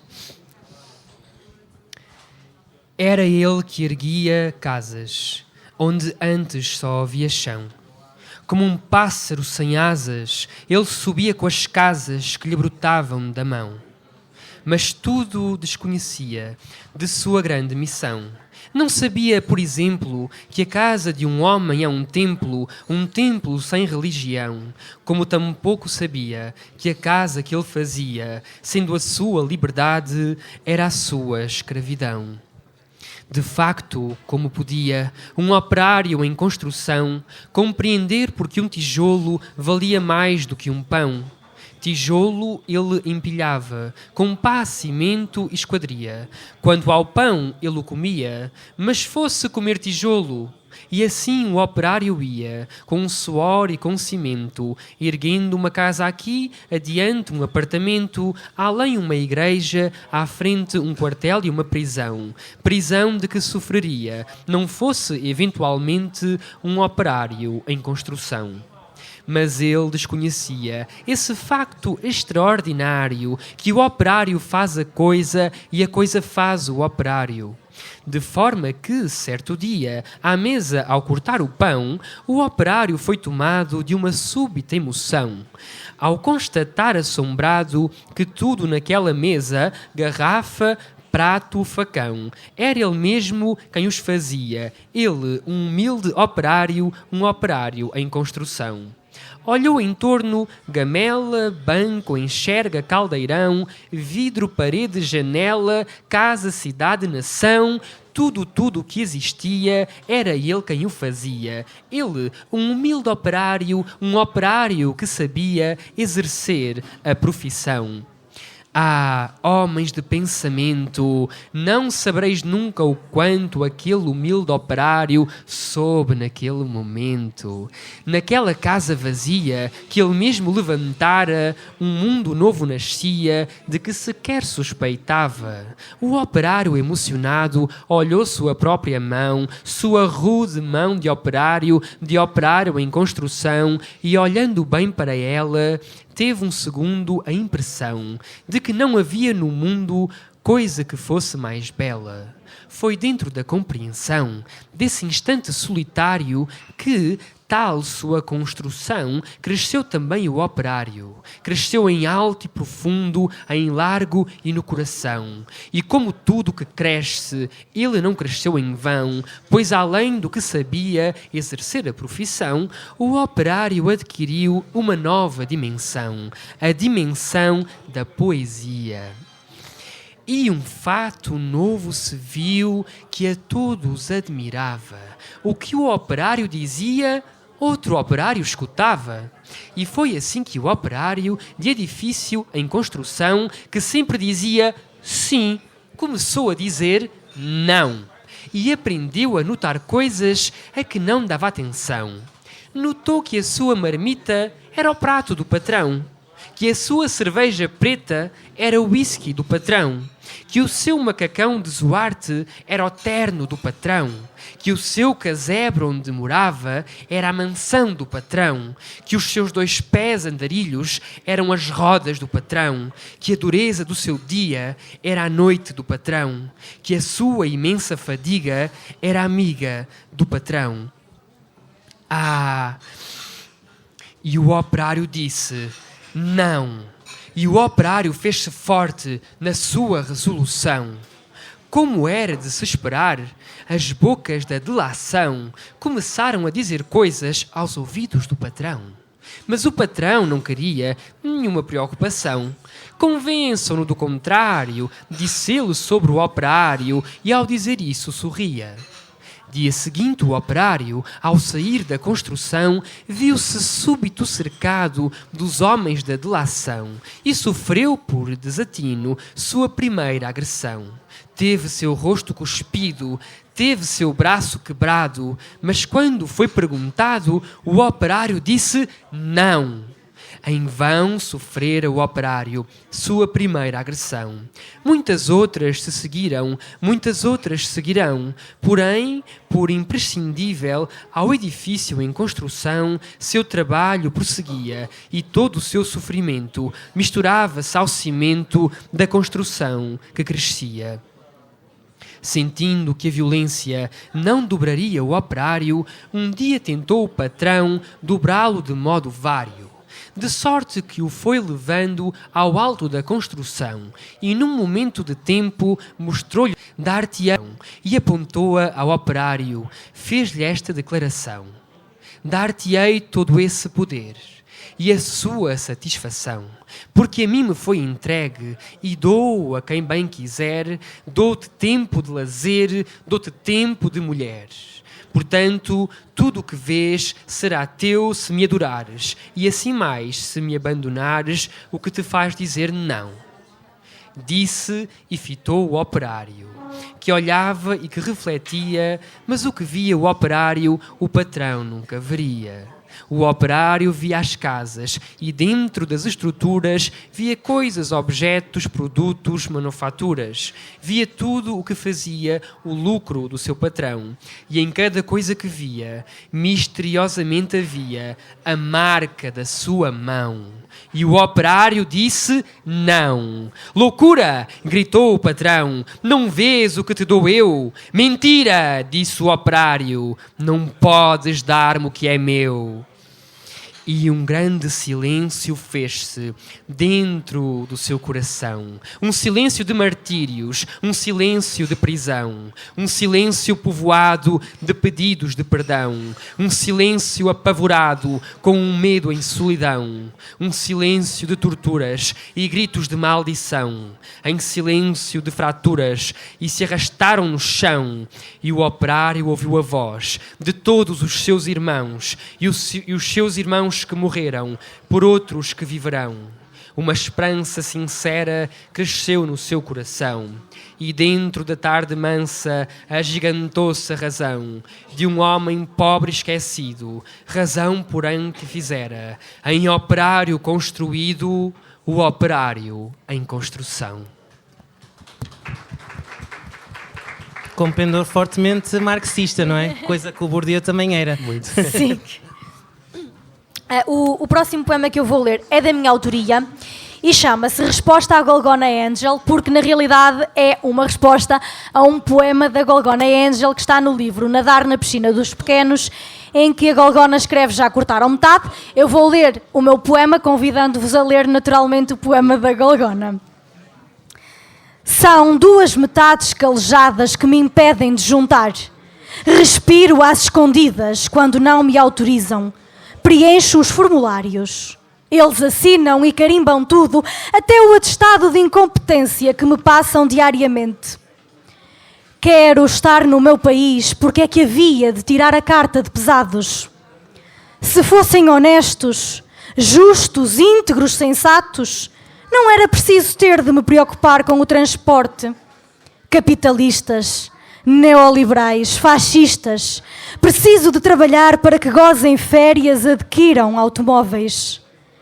Eu vou continuar por aqui, a comer atum e a deslocar-me de autocarro. Já não tiro férias.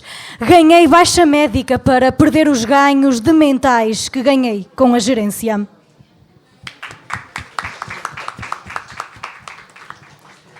Trago-vos aqui o último poema de outra autoria, porque pretendo acabar com um da minha também.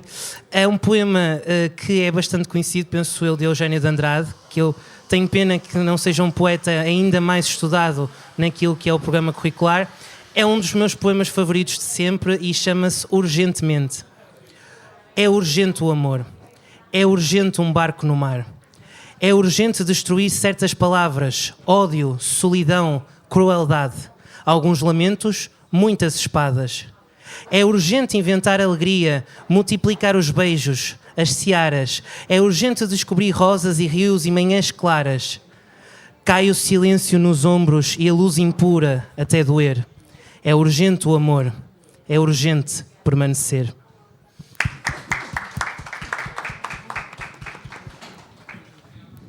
Então, o meu penúltimo poema é mais um daqueles que me inspirou na adolescência, e muitas pessoas conhecem o Pablo Neruda pelos seus poemas de amor. Eu entrei em Neruda através dos poemas de intervenção e de crítica social. Portanto, eu vou-vos ler o poema que se chama Oda ao Pão. Pão, com farinha, água e fogo te levantas, espesso e leve, reclinado e redondo, repetes o ventre da mãe, equinocial, germinação, terrestre, pão, que fácil e que profundo tu és, no tabuleiro branco da padaria, estendem-se as tuas filas como utensílios, pratos ou papéis, e de súbito a onda da vida, a conjunção do germe e do fogo, cresces de súbito como cintura, boca, seios, colinas da terra, vidas sobre o calor, e inunda-te a plenitude, o vento da fecundidade, e então imobiliza-se a tua cor de ouro, e quando já estão prenhes os teus pequenos ventres, a cicatriz escura deixou sinal de fogo em todo o teu doirado sistema de hemisférios. Agora, intacto és a ação de homem, milagre repetido, vontade da vida, ó pão de cada boca, não te imploraremos nós, os homens, não somos mendigos de vagos deuses ou de anjos obscuros. Do mar e da terra faremos pão, plantaremos de trigo a terra e os planetas, o pão de cada boca, de cada homem, em cada dia, chegará porque fomos semeá-lo e fazê-lo. Não para um homem, mas para todos o pão, para todos os povos, e com ele o que possui forma e sabor de pão, repartiremos a terra, a beleza, o amor, tudo isso tem sabor de pão, forma de pão, germinação de farinha. Tudo nasceu para ser compartilhado, para ser entregue, para ser multiplicado. Por isso, pão, se foges da casa do homem, se te escondem, se te negam, se o avarento te prostitui, se o rico te armazena, se o trigo não procura sulco e terra, pão não rezaremos, pão não mendigaremos, lutaremos por ti com outros homens, com todos os famintos, por todos os rios pelo ar, iremos procurar-te, a terra toda repartiremos, para que tu germines, e conosco avançará a terra, a água, o fogo, o homem, lutarão junto a nós, iremos corados de espigas, conquistando terra e pão para todos, e então também a vida terá forma de pão, será simples e profunda, inumerável e pura. Todos os seres da boca se terra e à vida, e assim porque será o produto, o pão de cada boca, sagrado, consagrado, porque será o produto da mais longa e dura luta humana. Não tens asas, a vitória terrestre, tem pão sobre os seus ombros e voa corajosa, libertando a terra como uma padeira levada pelo vento.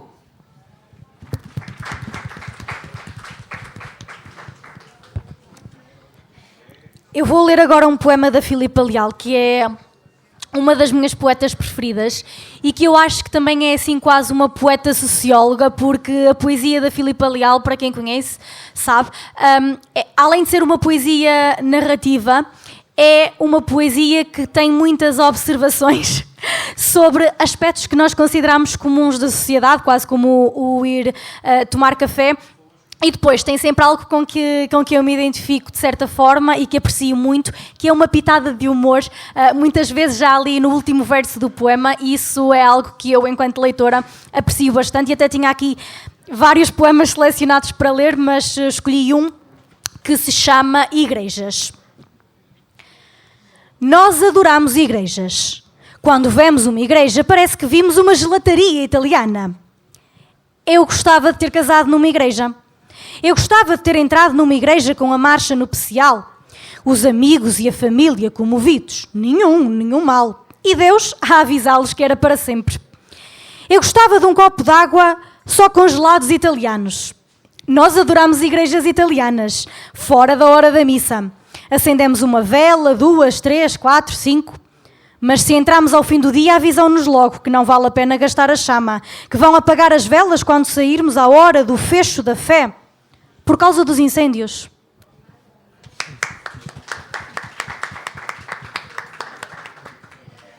Finalizando, trago um poema que ainda não está publicado, mas que tenta aqui ter uma interligação muito forte entre sociologia e poesia e que se chama precisamente Sociopoetizando. Está o mundo tão perto do risco. A desigualdade é seu petisco, sua quintessência para incompreensão geral. Por mais que os homens e as mulheres se cruzem, despindo-lhes toda a indumentária, acaba por se achar ordinária a diferença que os enferruja. Surge a promessa pública de que todos receberão instrução, a saúde à beira do precipício, habitamos onde nunca habitamos, agimos em ambientes desconhecidos. Quando poderemos ser mais do que esse ente perdido buscando uma posição nas alturas? És tu que seguras o tempo se nele nos descontinuamos? Voamos, mas o alento não é igual, nem total.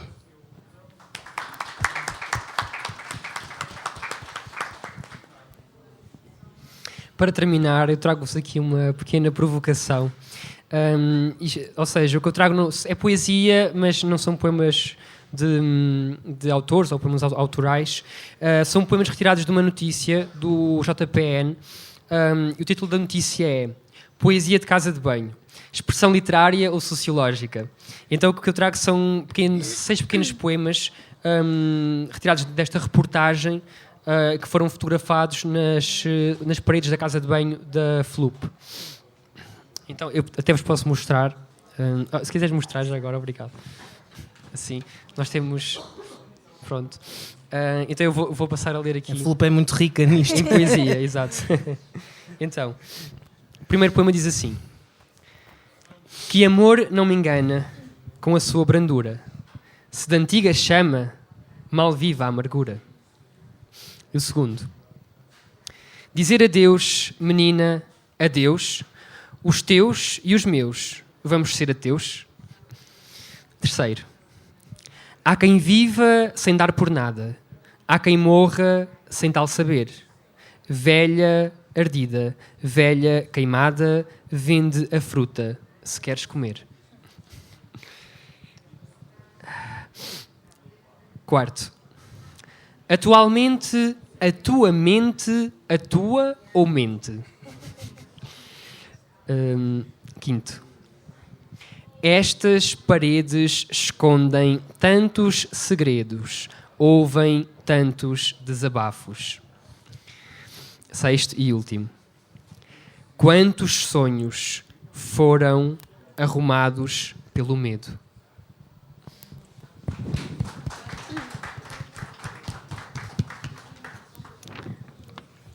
O último poema que vou ler é também do meu livro Matar os Dinossauros. É um poema que eu nunca li em público, que eu creio que também nunca divulguei nas minhas plataformas digitais, nem noutro contexto particular, e que na realidade acabei de escolher para ler aqui porque tinha escolhido inicialmente um outro. E estava agora a pensar sobre se deveria efetivamente ler ou não este poema, mas sim, eu vou arriscar lê-lo. E se lhe pudesse dar agora um título, talvez lhe desse um título...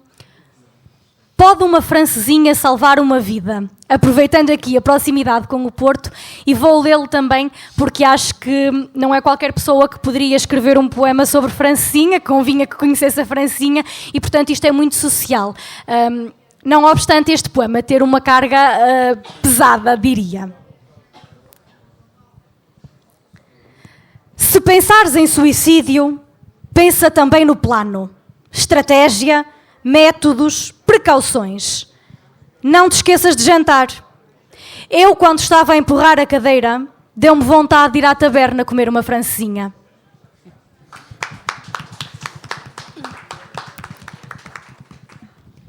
Muito obrigado aos nossos oradores. Agora, nós vamos abrir o nosso microfone aberto. Portanto, quem estiver no público e quiser vir cá à frente dizer um poema, fazer uma reflexão sobre sociologia ou não, um poema sobre sociologia ou não, portanto, agora o microfone é vosso. No final, depois, nós voltamos para fazer as despedidas. Portanto, estejam à vontade. Até já.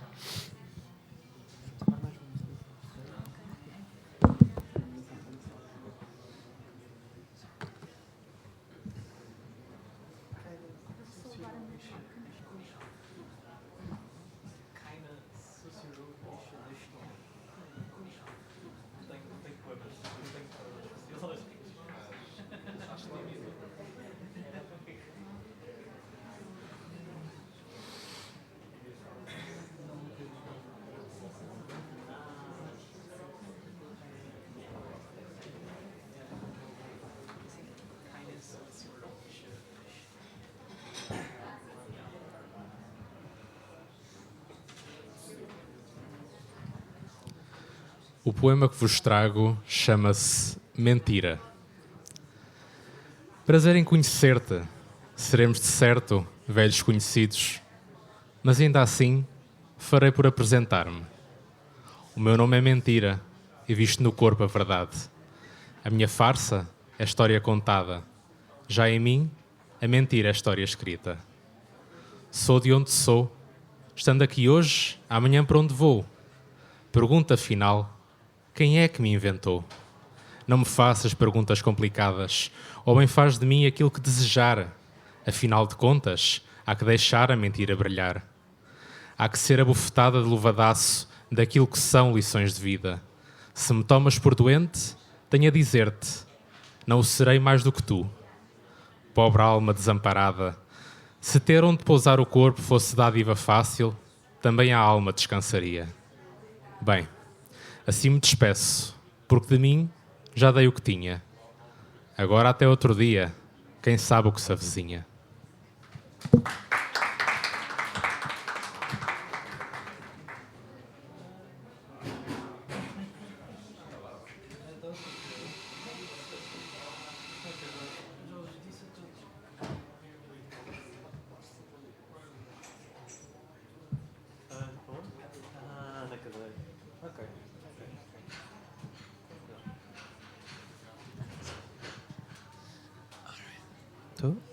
Está, ótimo. Pronto. Então o poema que eu vou... Fogo. Estava a faltar o verbo. O poema que eu vou apresentar chama-se... Ai... Onde é que está, caramba? Olha, perdi o poema.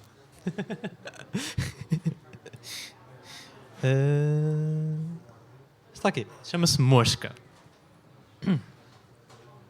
Estou entre a parede e um poema sobre a mosca negra e grossa que na minha cabeça paira. Estou entre o nojo de escrever-te como coisa do dia-a-dia, uma imensidão de catálogos, flores, nomes, linhas de metro, por onde o medo teu pousa e se espalha. É força que a vida seja ampla, mas certos dias as minhas avenidas são corredores de zumbidos. E faço de conta que os zumbidos, ao ar livre, no céu azul, soam alto como aviões de guerra. São normais, como nos sonhos, dos quais se desperta com uma mosca, que andava a pairar mesmo ali. Mas eu vivo nos sonhos, e os sonhos privam-me do que vivo. Neles lembro os teus braços cheios e o momento em que me sufocaram, a tua boca de dentes tortos, que começou a silvar o meu nome, saindo cortante, o teu sotaque torto, com tanta crítica nas minhas costas. E mesmo assim, não me importo. Desse cabelo, asas negras, zumbem risos gordos e segredos. Como mosca cativas, como gente, nunca trazes esses medos. Obrigado.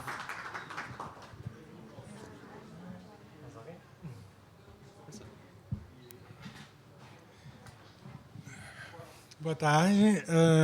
O poema que eu vou recitar chama-se Poeminho do Contra e é o meu poema favorito do Mário Quintana, que é um poeta brasileiro, que é assim: todos estes que aí estão, atravancando o meu caminho, eles passarão, eu passarinho.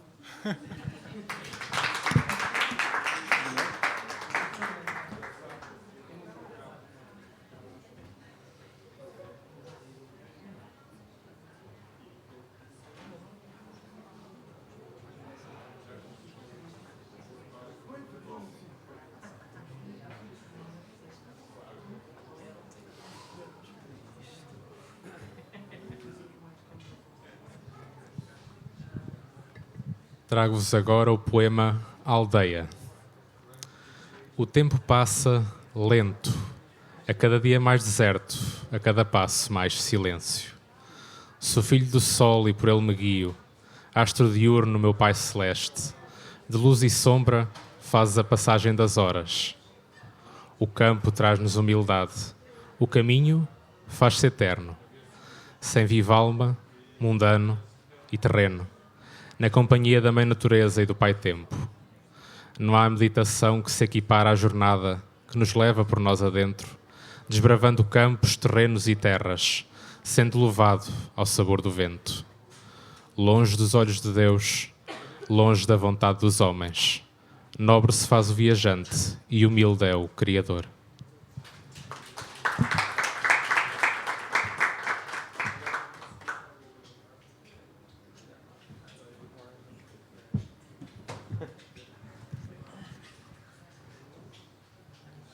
Pronto, este poema que vou apresentar chama-se A Bíblia de Nova Iorque. Nova Iorque, faz deste meu coração lança. A vida avança, não por ruas românticas, nem longas curvas, mas sim por tuas avenidas dinâmicas, onde residem sempre a retidão e o sorriso, haja um mau dia de trabalho. O que sofria o coração nos tempos da agonia fácil, belo sofria, com paisagem, cada tropeçar no passeio. Agora anseio por passar, mantendo o passo acelerado, pôr de lado uma tragédia esfomeada na cidade. É esta a minha ambição que sabe, depois de anos enfraquecida, bater-se pelo sentimento sem nele bater, reprimir. Agora é o momento negro, mas prédios luzem tenazes. Choro na fatia de Pisa, numa curta pausa de almoço. Ando como, carburo sonhos, vem a raiva arcaica, carvão desta máquina americana que me encanta há tempos e tempos. Pátria templo do progresso, promessa um rapaz enfermo que nem cor sabia escolher para os sonhos fugazes frágil. Esses estavam descoloridos, mas estar errados nem por isso. Veio a cor, passados os anos, que restou da dor, da inércia. Quer demais as mesmas coisas. Querer é ser jovem e urgente e ser já antigo e repassado. Quero, falhado e redobrado. Nova Iorque que dás as cores, noite, palette Times Square, anúncios, dores, reveses, mas as luzes confere, anúncios e prenúncios. Se delirar pelo que eu quero, faz-me sorrir, mas em cimento, sólido, em qualquer alto e baixo, erguendo cinzento os planos. Esse é o teu santo reto de espírito, nem o teu setembro decrépito, nem teus desígnios, nesse mês sobrevivendo entre as sirenes, travaram o passo pesado de uma cidade pelo passeio. Em mais um teste içado contra a nossa alma, peço-te ajuda. Pequeno ou grande, desconheço, despeço esse aperto, até mesmo que abra brecha no coração. Mais que chegada é nossa hora, recheada dos outros sonhos certos que arranharão seus céus. Peço a tua rotina indigna, que a noite viva ofusque o dia. Obrigado.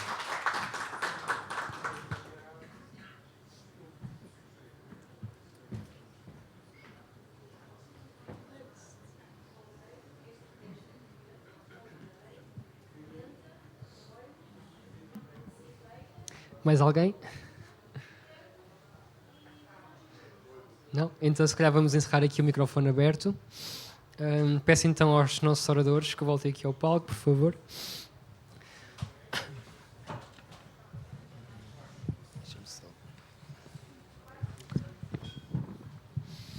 Então, em primeiro lugar, quero agradecer bastante a vossa presença aqui nesta sessão. Muito obrigado.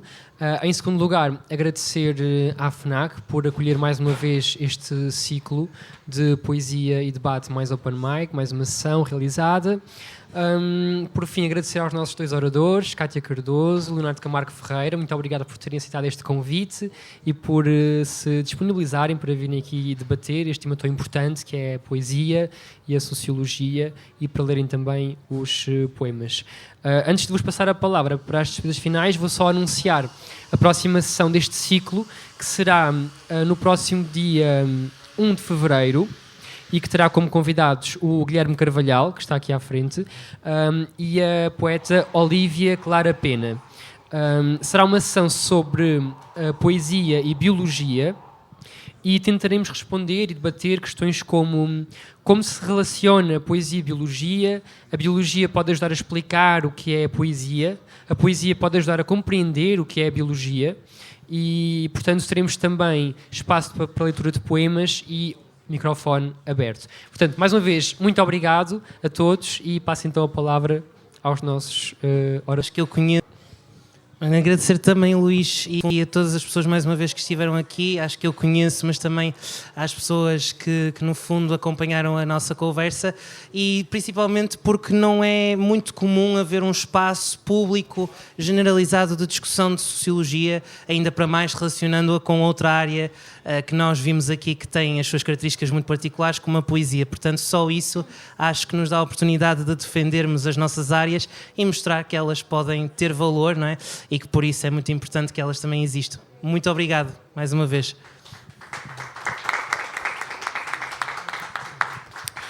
Eu, da minha parte, agradeço também o convite ao Luís, agradeço a vossa presença. Foi uma conversa muito intensa, eu diria. Saio daqui assim cheia de ideias em relação às quais eu vou seguramente andar a refletir durante muito tempo da minha vida, porque, como disse, nunca tinha cruzado esta linha de pensamento de forma explícita entre a poesia e a sociologia. As perguntas tinham também uma robustez muito expressiva, o que faz com que as nossas respostas, e eu tentei bastante conter-me, e o Leonardo seguramente que também, as nossas respostas foram quase como que uma introdução a cada questão, mas eu espero que tenham gostado tanto quanto nós gostamos de estar aqui. Quero só dizer que estou inteiramente disponível para, se alguém quiser estender um bocadinho a discussão. Se não, hoje também me podem procurar nas redes sociais e eu tenho sempre todo o gosto em conversar com as pessoas.